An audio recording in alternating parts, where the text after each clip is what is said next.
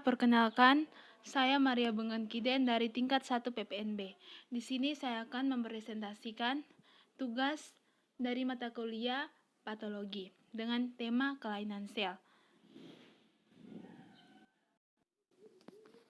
Kelainan sel adalah kelainan yang mendapatkan cedera hebat dan tidak dapat lagi mengkompensasi kelangsungan metabolismenya akan mengalami kematian.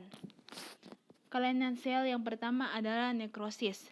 Nekrosis adalah kematian sel yang terjadi akibat adanya cedera terhadap sel tersebut, sedangkan apoptosis adalah kematian sel yang terprogram atau atas kehendak sel tersebut. Nekrosis juga disebabkan oleh organisme yang hidup disebut nekrosis. Patologi setelah cedera sel dan sering mengenai suatu jaringan yang padat. Dikenal beberapa jenis nekrosis, yaitu koagulatif, kaseosa, gangren, fibroid, dan nekrosis lemak. Yang pertama adalah nekrosis koagulatif. Merupakan bentuk nekrosis yang paling sering dan dapat terjadi pada hampir seluruh organ. Dan yang kedua adalah nekrosis kalikatif. Nekrosis kalikatif timbul pada jaringan otak karena tidak adanya bahan penyokong apapun dalam stromanya, sehingga jaringan saraf yang nekrotik cenderung mengalami pencairan total. Dan yang selanjutnya nekrosis kaseosa. Biasanya contohnya tuberkulosis, yaitu ditandai dengan adanya nekrosis kaseosa, suatu bentuk nekrosis di mana jaringan yang mati kehilangan sama sekali strukturnya. Dan nekrosis lemak adalah terjadi karena trauma pada jaringan lemak. Pelepasan lemak intraseluler menimbulkan respon radang dengan polimorf dan makrofag yang memfagotosis lemak yang akan menjadi fibrosis. Dan yang selanjutnya adalah gangren. Gangren merupakan nekrosis yang disertai pembusukan jaringan. Dan nekrosis fibroid, yaitu mengalami tekanan sehingga dinding otot polosnya mengalami nekrosis. Hal ini menyebabkan plasma merembes ke dalam lapisan media dengan akibat terjadinya penimbunan fibrin. Selanjutnya, kelainan sel selanjutnya adalah atrofi. Atrofi merupakan berkurangnya suatu ukuran atau suatu organ atau sel karena mengecilnya ukuran sel atau berkurang jumlahnya sel. Pada umumnya, atrofi disebabkan oleh terjadinya hipoksia pada jaringan setempat. Atrofi dalam kaitannya dengan patogenesis. Contoh, atrofi terjadi pada jaringan yang mendapat tekanan baik karena faktor eksogen atau atrofi kulit dan jaringan lunak daerah sekrum pada penderita yang tiduran lama, atau faktor endogen atau atrofi dinding pembuluh darah karena tekanan desakan tumor. Selanjutnya, hipertrofi.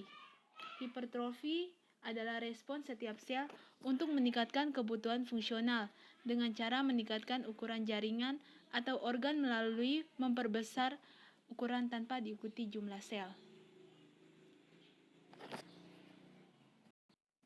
Pada hipertrofi, ukuran sel meningkat, pada hiperplasi jumlah sel meningkat. Hipertrofi sepertinya atau contoh hipertrofi otot pada olahragawan, baik pada otot kaki atau sebagai respon karena peningkatan aktivitas otot, maupun pada ventrikel kiri jantung sebagai respon terhadap kebutuhan pengeluaran sewaktu atau cardiac output jantung.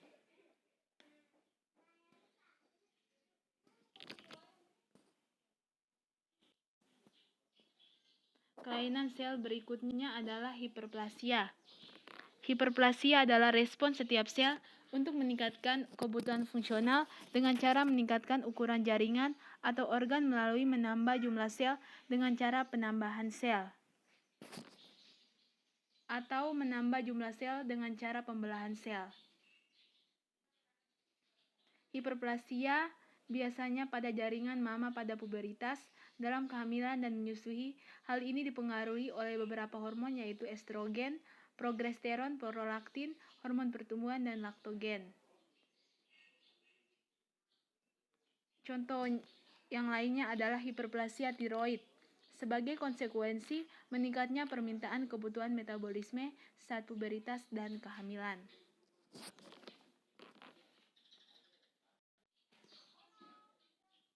Kelainan sel yang berikutnya adalah metaplasia. Metaplasia adalah bentuk yang didapat akibat perubahan diferensiasi. Adaptasi melalui metaplasia adalah perubahan sel matur atau jenis tertentu menjadi sel matur jenis lain. Metaplasia ditandai dengan perubahan satu jenis sel dewasa atau epitel mesenchyma menjadi jenis sel dewasa lainnya yang lebih adaptif, atau berasal dari programan kembali secara genetik sel stem atau sel induk. Contohnya perubahan epitel silinder menjadi epitel gepeng pada sel epitel saluran pernafasan prokok atau kanker. Epitel metaplastik adaptif memiliki daya tahan hidup lama, namun mekanisme pertahanan tubuh normal hilang seperti sekresi mukus dan silia. Metaplasia berasal dari kata meta dan plasia, yang artinya meta adalah change, plasia adalah growth. Atau dengan kata lain, perubahan pertumbuhan. Metaplasia biasanya terjadi transformasi satu jenis sel matur ke jenis sel matur lainnya. Protektif, bukan proses fisiologis normal dan langkah awal menjadi neoplasma. Selanjutnya adalah kelainan sel iskemia.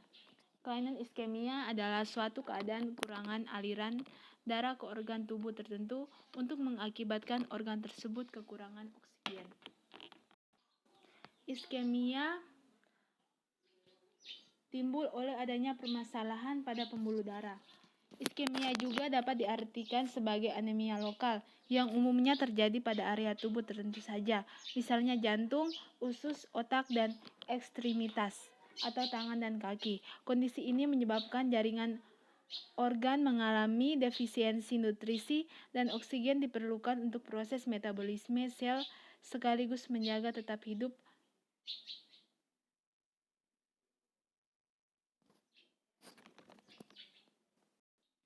Bila tidak ditangani dengan tepat, kematian sel-sel dapat terjadi. Selanjutnya, kelainan trombosis. Trombosis vena adalah hasil dari pembentukan gumpalan oklusif di vena, terjadi terutama di vena dalam kaki, atau trombosis vena dalam atau di VT, dari mana bagian dari bekuan sering mengalami emboli ke paru-paru atau emboli paru atau PE.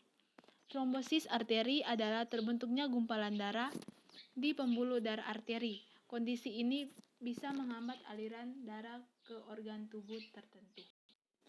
Kelainan trombosis dapat berupa trombositopenia. Trombositopenia adalah keadaan di mana jumlah trombosit dalam sirkulasi kurang dari normal, yang disebabkan karena perdarahan atau pengerusakan dari megakariosit atau penghancuran trombosit. Dan yang kedua adalah idiopatik thrombocytopenic purpura atau ITP, merupakan keadaan trombositopenia yang dijumpai. ITP adalah penyakit yang penyebabnya belum diketahui dengan ditandai dengan adanya perdarahan atau metastase, asosimosis, dan lain-lain, dan berkurangnya jumlah trombosit. Selanjutnya, kelainan sel emboli. Emboli adalah penyumbatan arteri yang terjadi secara tiba-tiba. Atau dengan kata lain, emboli paru adalah kondisi ketika arteri pulmonalis atau pembuluh darah yang membawa darah jantung menuju paru-paru mengalami penyumbatan, biasanya akibat gumpalan darah yang berasal dari kaki atau bagian tubuh lainnya. Ukuran gumpalan darah yang menyumbat kebanyakan cukup kecil, sehingga tidak membahayakan nyawa. Namun, sekecil apapun gumpalan darah itu tetap bisa merusak paru-paru. Penderita emboli paru membutuhkan perawatan secepatnya untuk mengurangi resiko kerusakan paru.